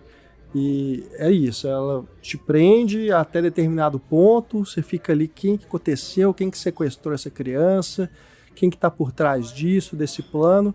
E aí depois começa a vir uma sucessão de furos de roteiro, um monte de desvio de trama, de plots que vão, sabe, levando a questão para um outro lado, que você começa a se questionar sobre a verossimilhança daquilo tudo mesmo. Você fala assim, mas peraí, será que isso é possível de ter acontecido? Sabe? Tinha como? Porque tem omissões, né? Tem coisas que não são mostradas, são simplesmente ditas e precisava mostrar, precisava ter um tempo, ainda mais numa série, né? Você tem um tempo ali para poder desenvolver as coisas e você simplesmente começa a injetar um monte de subtramas para poder, né, tornar a coisa menos interessante possível, que é o que me irrita, né? A coisa tá boa de acompanhar e tudo aí, parece que simplesmente chuta um balde aí, é isso. Vamos encerrar isso aqui de outra maneira, chocando, né? Criando uma coisa assim, nossa, eu nunca esperava por isso, só que aí você já perdeu o seu espectador, sua espectadora. É isso, mas a crítica social ela é muito válida e é um filme que eu gostaria que mais pessoas tivessem visto. Ainda tá em tempo. E é filme brasileiro, né, gente? Vamos lá. Prestigiar, né?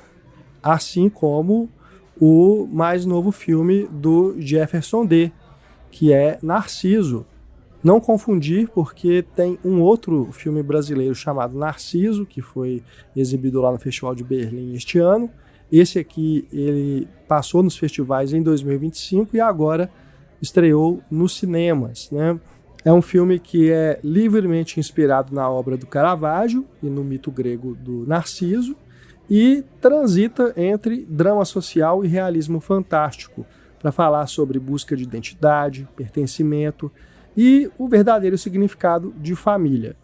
O Jefferson D, que é um dos nossos diretores mais talentosos da geração dele, na minha opinião, ele que fez filmes como Brother e M8, Quando a Morte Socorre a Vida, ele traz aqui nesse filme como protagonista um adolescente, justamente o Narciso do título, interpretado pelo Arthur Ferreira, que vive a dor de ser devolvido pelos pais adotivos na véspera do aniversário dele. Nossa! Gente, eu não vi ainda. Você imagina. Infelizmente, mas vou ver, porque assim, só por isso aí já é um baita drama, né? Pois é. E aí ele volta a morar em um lar temporário de dois irmãos, né? Tem os cuidados ali de dois irmãos, interpretados pela Ju Colombo e o Bukassa Kabengele. E esse jovem, o Narciso, volta a ter esperança no futuro quando ele recebe uma bola de basquete que teria poderes mágicos. Aí que entra o realismo fantástico, né? Essa bola, se ele acertar 3 cestas seguidas, um gênio, igual o gênio lá do Aladdin, vai aparecer e vai conceder um desejo. E aí que ele é atraído por essa vontade de mudar de vida. E aí ele pede para ter uma família rica e sair dessa situação, né? Ser finalmente aceito e tudo e ter uma outra condição de vida. Só que aí tem um porém, porque ele não pode ver a imagem dele refletida. Se ele se olhar no espelho, se olhar num vidro, alguma coisa assim, aí o encanto é quebrado. De forma alguma? Não pode. Nem não pode por acidente, por exemplo, ele tá numa poça d'água e foi tentar atravessar a poça e aí viu o reflexo. Acabou. Nossa. Então, o mito do Narciso é isso, né? Dele ver o próprio reflexo, né? Sim, ele ficar obcecado pelo próprio reflexo, né? Mas, enfim, tem essa coisa toda, né, desse mito aí, do realismo fantástico, mas é um filme que eu gostei bastante, justamente porque ele vai lidar com essas questões do drama social por meio desse realismo fantástico, O roteiro do filme é assinado pelo Jefferson D, ao lado da Cristiane Arenas. E o que eu gostei muito é que os dois são hábeis em abordar esses temas sem recorrer a artifícios que busquem lágrimas fáceis do público. Na verdade, a narrativa trabalha na sutileza dos olhares, em diálogos econômicos, dizendo o que é preciso dizer, não só sobre o protagonista, Narciso, mas também esses personagens coadjuvantes com quem ele convive. Então, por exemplo, no caso da Carmen, que cuida da casa e da família, ela se recusa a assumir esse estereótipo de uma mulher preta forte, que aguenta qualquer tipo de dor, né? E o irmão dela, o Joaquim, se vê ali diante de uma obrigação de assumir responsabilidades de ser um homem adulto, abdicando assim de ter o direito dele, de sonhar, de brincar, de cantar, porque ele gosta muito de cantar, pega o violão ali, né, e tudo, e ele é questionado sobre isso, né, pela própria irmã, inclusive. Então, são dilemas impostos aos personagens pela dureza dessa realidade social, marcada por condições financeiras desfavoráveis, né, que a gente sabe que acontece principalmente nas periferias brasileiras. Aí tem questões de violência e do próprio racismo, já que os personagens principais do filme todos são negros. Então, o que eu gosto bastante desse filme do Jefferson D é que a metáfora central dele, do Narciso, né, e do reflexo dele, essa coisa de ele não poder ver o reflexo e tudo, como que isso é expressado nessa mensagem sobre se ver, se reconhecer e se autoafirmar. Porque aí a gente tem uma história que diz muito sobre as identidades negras, né? E a partir disso, todos nós, independente aí da sua origem, da sua raça, da sua cor, enfim, todos nós podemos pensar sobre escolhas e renúncias nas nossas próprias vidas. Então é um filme que eu acredito que não tem assim, esse potencial de ir para Oscar e tudo mais, que a gente viu aí com o Ainda Estou Aqui e o Agente Secreto, mas é um filme muito bom e que é muito pertinente nas suas reflexões, no que ele está dizendo e também no seu elenco, né? Porque além desses nomes que eu já disse, o Arthur Ferreira, a Ju Colombo e o Bokassa Kambenguele, a gente tem também o Faísca Alves, o Diego Francisco e uma participação mais do que especial do Seu Jorge. Ah, muito massa. Então, quando ele aparece no filme, assim, é preciso. Foi uma escalação, assim, casting preciso para o personagem que ele interpreta. Então vale a pena ver. Eu acredito que o Narciso do Jefferson D já esteja saindo de cartaz. Talvez esteja em algumas cidades, São Paulo, Rio de Janeiro, dá para assistir ainda. Mas se você não conseguir ver no cinema, anote aí esse título para você pegar depois no streaming, porque dos lançamentos brasileiros até agora em 2026 foi o que eu mais gostei. Tem muita coisa para chegar ainda, né? Mas até o momento, Narciso para mim foi dos filmes brasileiros lançados até agora o que eu mais curti. Para a gente fechar aqui, que é o nosso Cinematório Café de volta após o Oscar 2026. Virou quase um híbrido, né? Porque você falou Cinematório Café de volta, que aí já começa o nome do nosso outro podcast, que é De Volta para o Sofá. De volta para o café. De volta para o café. De volta para a cadeira. A gente viu aí alguns filmes no streaming, né? Porque, por exemplo, um que foi lançado mesmo agora em 2026, que nem passou pelos cinemas, entrou direto na HBO Max, que é o Vingar, Matar, Repetir. Redux. É um filme escrito e dirigido pelos irmãos Kevin e Matthew McManus e estrelado pela irmã deles, a Michaela McManus. Esse filme ele teve uma boa repercussão no festival SXSW do ano passado e aí acabou chegando só ao streaming. E ele teve essa repercussão boa porque ele tem uma trama que envolve ficção científica, ação, filme policial, de uma mulher que quer vingar a morte, ou melhor, o assassinato da sua filha, viajando por universos paralelos. Então pega essa coisa do multiverso, né, que esteve tão em voga aí nos filmes de super-heróis e também no vencedor do Oscar Tudo em Todo Lugar ao Mesmo Tempo, para trabalhar isso nesse filme de ação, protagonizado por uma mulher, né, uma mãe que quer vingar a morte de sua filha. Eu acho que o filme tem uma coisa bem criativa no uso desse recurso das viagens ali em realidades paralelas, trabalhando isso muito bem com o baixo orçamento, né, da produção.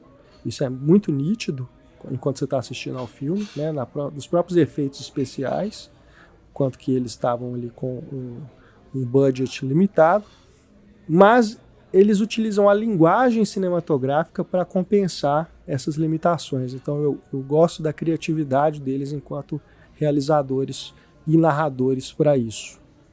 Me incomoda um pouco a trilha sonora, que dá um peso excessivo para mim.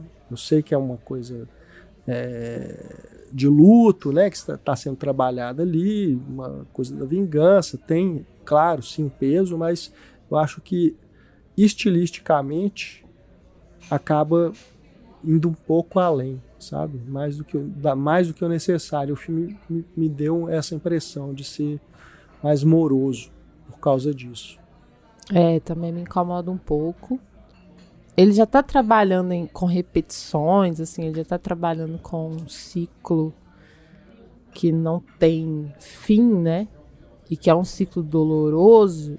Então, essa trilha sonora, ela reforça ainda mais isso. Então, por isso que pesa, né? Talvez seja a intenção, né, da gente levar esse peso junto da protagonista. Porque é um multiverso usado de uma forma bem diferente, né? Um multiverso usado como um inferno muito pessoal, assim. Muito de luto mesmo, de algo que não tem muito o que fazer, né? Ela se vinga sempre, ou tenta se vingar sempre, ao mesmo tempo em que ela tenta achar um universo em que o que aconteceu com a filha não tenha acontecido.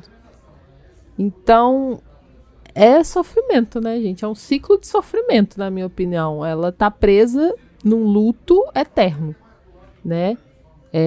Num luto que não se desenvolve em outra coisa, né? Acaba sendo remoído sempre como esse ato violento de, como o próprio nome do filme diz, né? Matar, vingar, repetir. Então, acontece algo que vai aí trazer uma nova luz para ela, mas ainda assim, nessa nova luz, caem algumas repetições, né? Caem algumas... em algum sofrimento também muito, muito familiar, assim. Então, eu achei interessante como que associaram esse conceito de multiverso para algo que se distancia completamente, né, do que a gente tem visto, assim, dessa história de heroísmo, dessa história de fazer diferente, novas possibilidades para a nossa vida, o que você faria diferente, e se... Não tá explorando essa coisa do e se, tá explorando uma dor, né, tá explorando algo que não se cura. Então é bem dramático, assim, nesse sentido. E como o Renato falou, você percebe que ele é de baixo orçamento, que ele tem limitações, mas, cara, é até um charme, porque a máquina que faz com que ela viaje por esses multiversos todos, você vê que é uma coisa super simples, né? Bem rústica. E isso é levado para a narrativa do filme também, né? Como se tivessem outros tipos de máquinas muito mais adiantadas e e mais tecnológicas, mas ela, por conta de poucos recursos, ela tá com aquela máquina ali, que é velha, mas que funciona, que tá dando conta, sabe? Então, eu gosto dessa coisa meio suja também, né? Que tem, assim, essa coisa precária.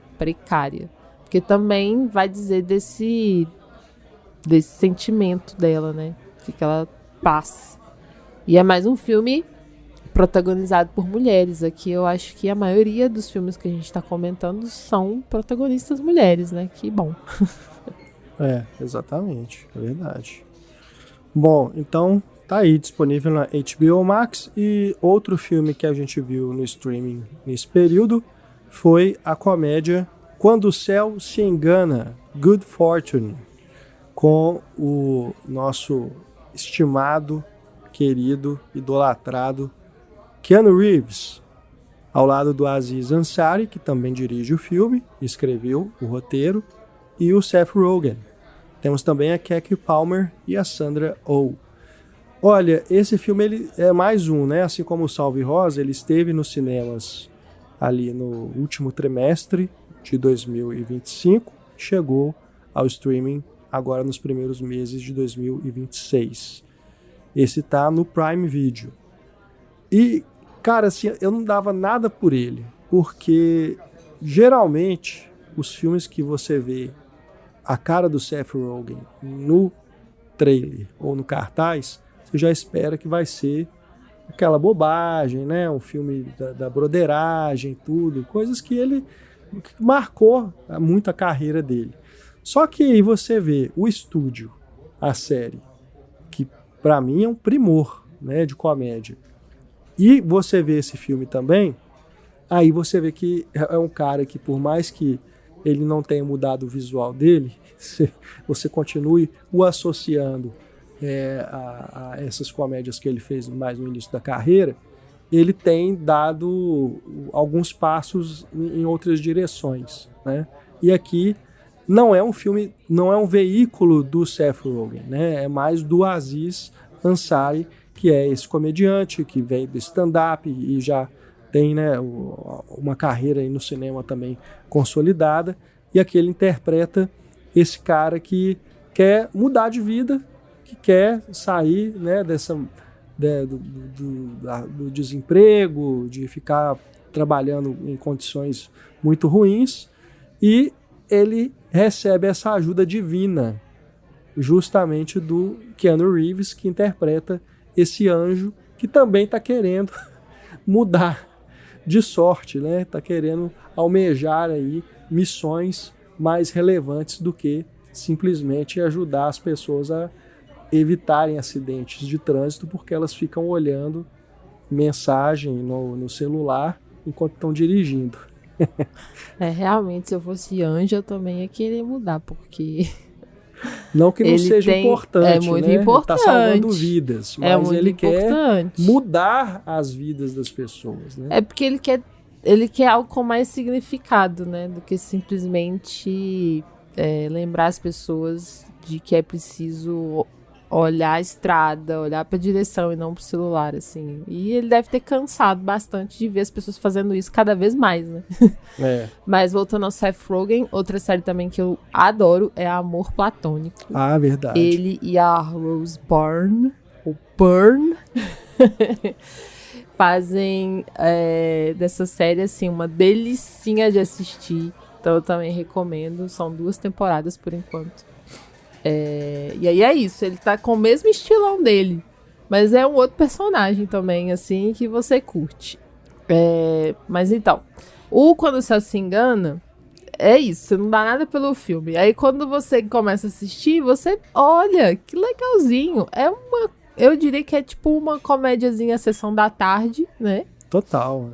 Das mais tranquilinhas, assim, que são muito inofensivas, mas a gente também precisa desse tipo de filme, sabe? Nem todo filme precisa ter uma grande uma grande missão na sua vida de te transformar ou de te deixar dias pensando nele. Às vezes você quer um filminho bom, assim, pra que tenha algo ali interessante, mas que, sabe, é isso, assim, te provocou aquele tempo e já deu. E esse é bem nesse estilo, assim, ele é uma comédia que tem essa crítica social, né, de falar da precarização dos empregos, né, do trabalho, como que as pessoas estão vivendo em uma desigualdade social cada vez maior e como que é muito simples para pessoas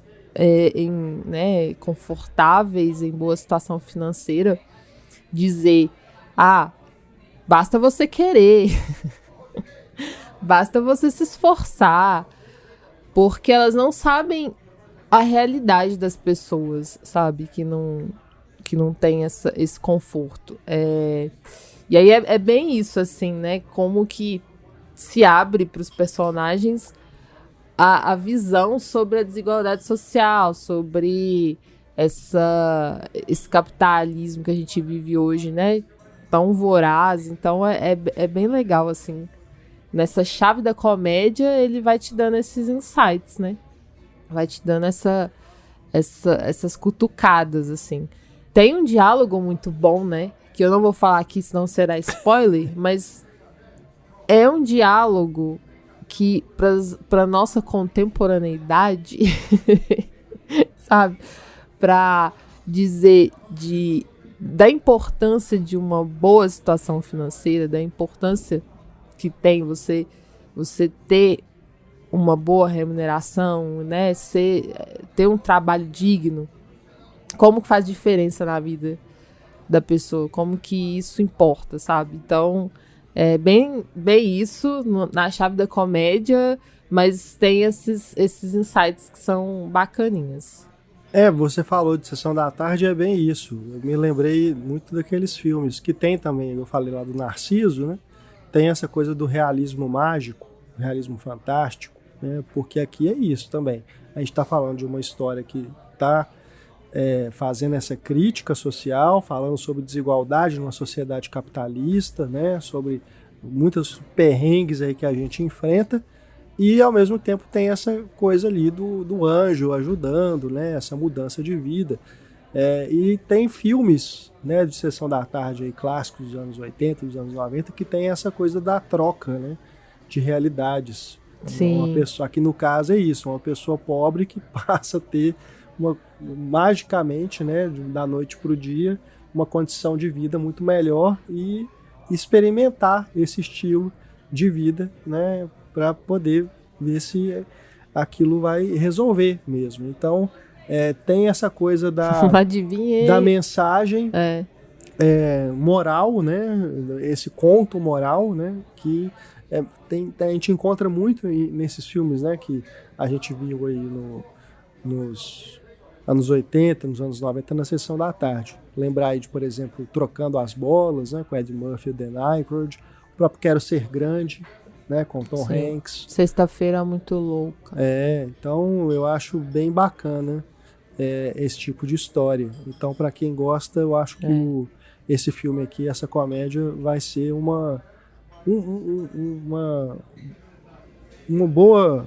bom visionamento.